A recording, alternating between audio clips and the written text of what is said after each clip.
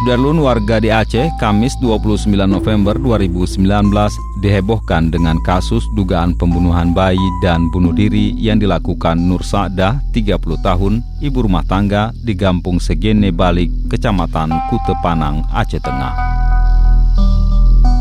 Entah apa yang membuat Nur Sa'dah nekat menghabisi nyawa bayi laki-lakinya bernama Yaumil dengan membubuhkan racun babi ke dalam botol susu formula yang mengakibatkan balita tersebut menghembuskan nafas terakhir dalam ayunan. Selanjutnya Nur Sa'dah yang merupakan istri muda dari Sukiman itu diduga membakar gudang dan mobil milik suaminya di Kampung Atu Gogop, berjarak sekitar 4 km dari Kampung Segene Balik, tempat ia menetap. Tak lama setelah itu pelaku juga diduga menegak racun babi sehingga ia pun merenggang nyawa di kebun kopi yang berjarak 15 meter dari gudang tersebut. Dari Benar Meriah, Budi Patria, Serambion TV.